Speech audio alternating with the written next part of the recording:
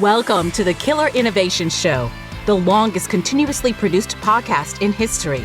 Each week, Phil McKinney brings you the insights and strategies to amplify your creativity and innovation skills. Here's your host, Phil McKinney.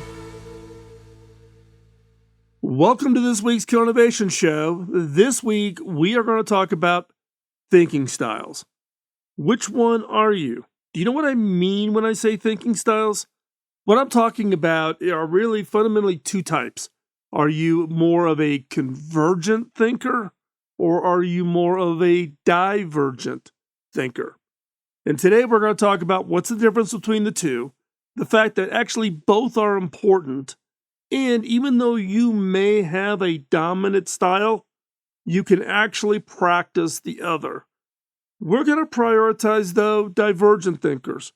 Divergent thinkers are the ones that come up with lots of ideas to problems. They're not quick to want to get to find that one single viewed as correct answer.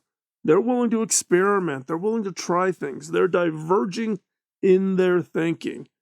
And we're going to talk about why divergent thinking is so important to innovation and to progress. So, before we jump into this week's episode, I got that favor to ask.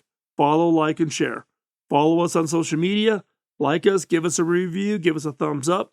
Share this week's episode with others, those who you think might benefit from hearing about the show, and encourage them to also subscribe to the show so you don't miss a single episode.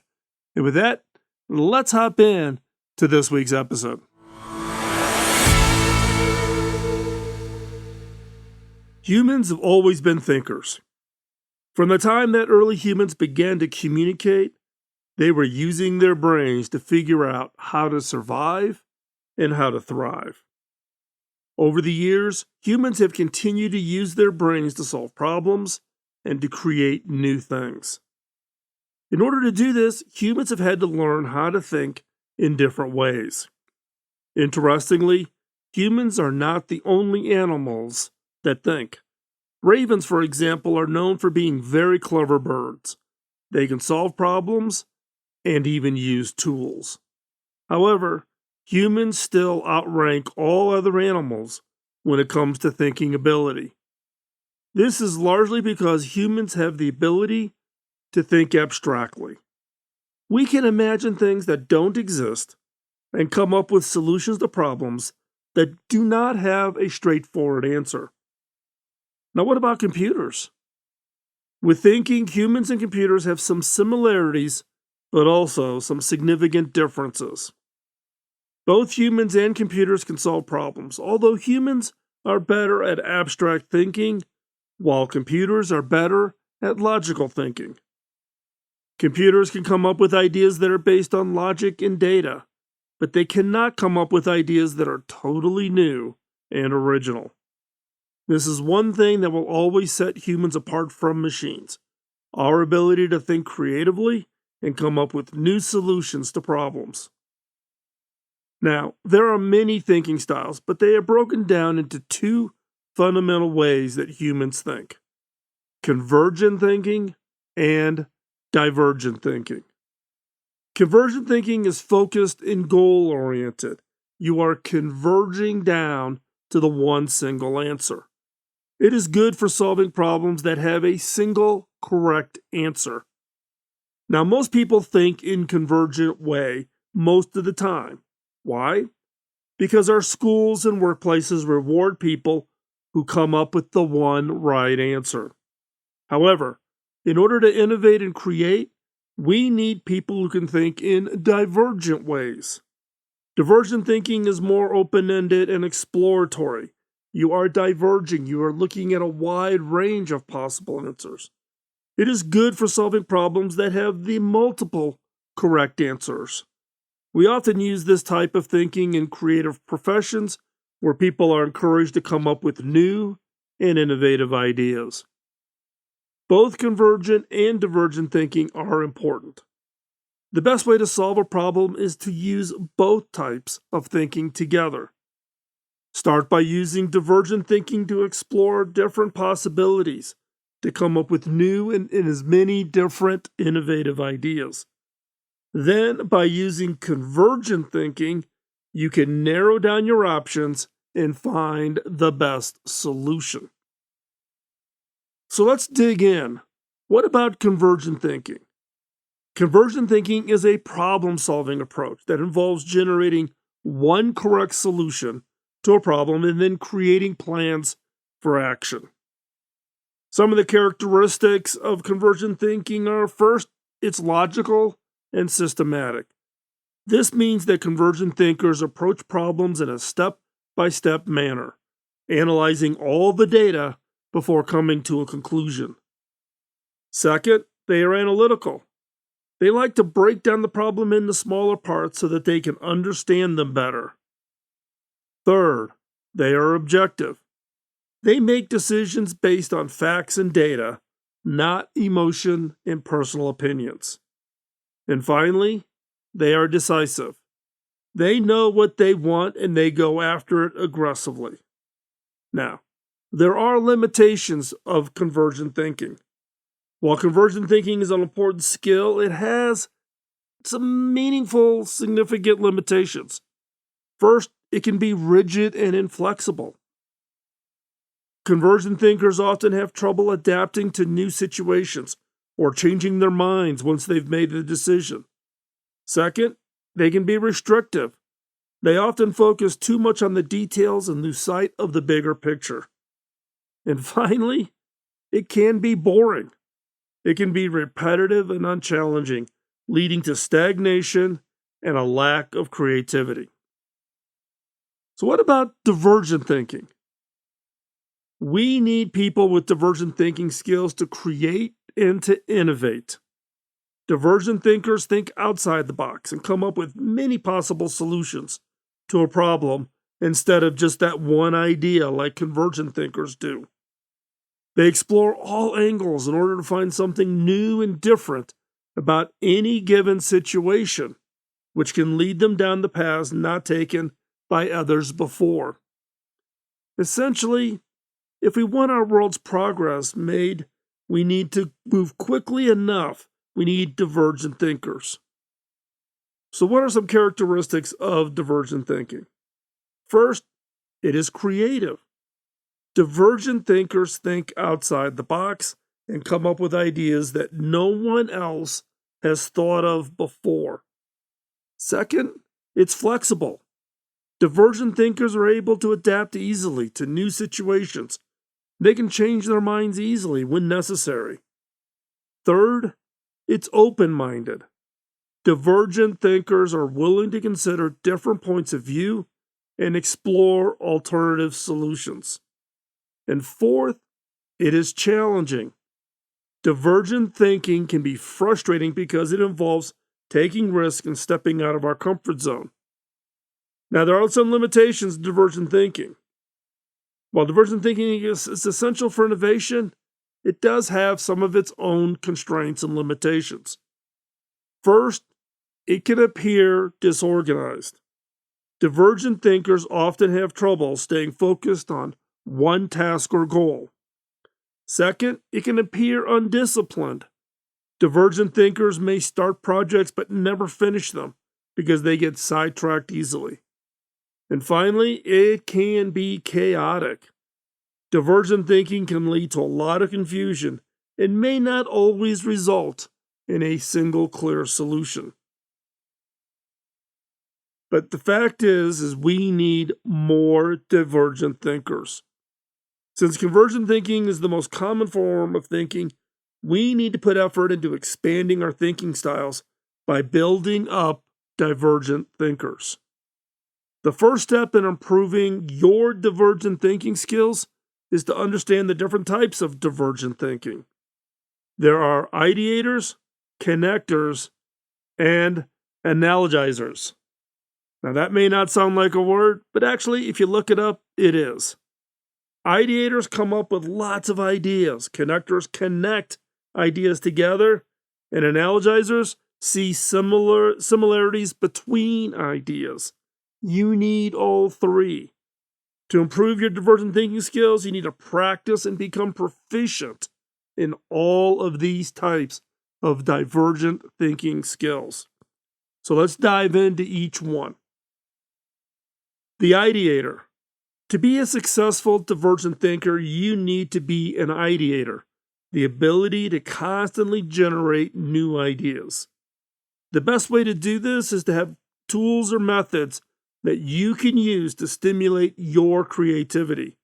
It can be any type of a process, an approach, aids such as card decks, or tools that you find helpful in getting your creative juices flowing. The key is to use the tools to regularly be creative. Don't just use it as a way to come up with new ideas for work or school projects. Use it to come up with new ideas for anything and everything. The more you use your ideator skills, the better your divergent thinking skills will become. There are so many ways that you can improve your ideator skills. One way is to practice daily brainstorming by identifying, let's say, a daily object like a ballpoint pen and setting an idea quota such as 25 ideas in 30 minutes for how many different ways you can improve the ballpoint pen. Pick a random object on your desk, the table, whatever's in front of you, set that idea quota, and then rattle off as many different ways that you could improve it, change it, or make it better. The idea quota forces you to brainstorm a variety of ideas, some of which may be far-fetched and beyond the obvious. But the important part is that it gets you into the habit of generating new ideas regularly and on demand. The second type of divergent thinker is the connector. The connector skills takes two seemingly unrelated ideas and finds the link between them. Divergent thinkers need to see the world in terms of connections and are able to come up with new ideas by linking together different concepts. This results in taking a lot of disparate ideas and finding the common thread that ties them all together. The result is new ideas that would not have been possible if we were only thinking linearly. One exercise is to take a problem you are trying to solve and break it down into different fundamental parts. Then find as many non-obvious connections between these parts. Then take these connections and using your ideator skills to brainstorm more ideas. How do you improve these connections of what seems to be two unrelated items? This will force you to see the problem in a different way and come up with new ideas that might seem random, but can lead to an unexpected solution. Third, the analogizer. The analogizer is the skill where someone can see the similarities between widely divergent different ideas. They can take two seemingly unrelated concepts and mash them up. The result is the ability to come up with new and innovative ideas by finding the links between ideas that don't seem to have any relation at all. For example, it can do this by taking two different industries or companies or products or services and finding as many non-obvious similarities and differences between them as possible. Then take those and connect them up in all different kinds of combinations and use your ideator skills to brainstorm even more ideas. If you take this concept from a manufacturing industry, from this concept from a software industry, mash them up, what do you come up with? That is what we're talking about. The world is full of convergent thinkers. We've talked about that already. They are the people who work in corporations. These are the people who typically follow the rules and they arrive at the single solution. They are good at following instructions and often praised for their ability to stay within the lines. The world also has its fair share of divergent thinkers. They are the people who start businesses, push boundaries, and come up with insanely great new ideas.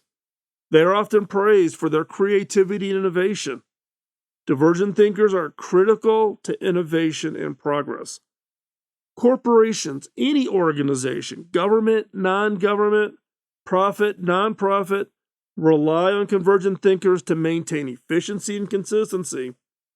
But it is the divergent thinkers who drive innovation and change. Divergent thinkers are able to see beyond the status quo and come up with the new way of doing things. They challenge the rules. They find solutions to problems that nobody else has thought of.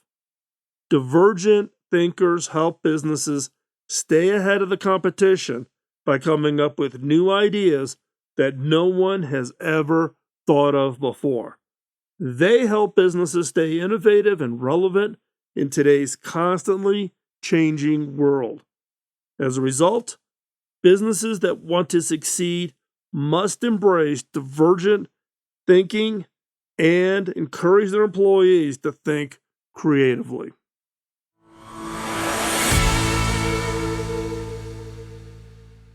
So which are you? Are you more of a convergent thinker or a divergent thinker? Now, don't think of it as being bad that you think of yourself maybe as a convergent thinker, and don't do negative talk that says, oh, maybe I'm not as innovative and I'm not as creative. We all have a dominant thinking style. In many cases, it's what we learned in the school systems, right? Get to the one correct answer the math test correctly. But you can practice your divergent thinking skills. So take the exercises that we shared in the main segment of today's show and practice them. Work that creative muscle. Build up that divergent thinking skills, because that is absolutely critical if we are going to create new products, new services, solve the world's major big problems. So practice, practice, practice. Work at it. Think of it as like a muscle. You need to exercise it each and every day. Thanks again for joining us in the episode today. I greatly appreciate it. Thank you for the time out of your busy schedule. We're in season 18. We're actually a couple of months away from starting, yes, I can't believe it, season 19. Starting our 19th year of doing the show. So, as we get ready for ending this year and getting ready for plans and strategies for next year, love to hear your thoughts, your feedback, your comments. Drop us a note. You can go over to theinnovators.network, hit the contact form in the upper right-hand corner, drop us a note, let us know what you think. If you have guest suggestions for this show or any other show on the network, let us know. We'd love to hear that. And also, any feedback that you have for me, topics, guests, things that you would like to hear on the show, just let us know. And with that, take the time this week, practice your divergent thinking skills, work at it, stretch out, exercise that muscle, build that up, because that becomes the critical success. And those that have strong divergent thinking skills are the ones that will achieve both personal, career, and business success. And I want that for you. So with that, practice this week, work on those ideas, take that innovation that you're working on, bring it to the world, and have an impact. We'll talk to you next week. Bye-bye. Podcasting nonstop since 2005, this has been the Killer Innovation Show on the Innovators Network.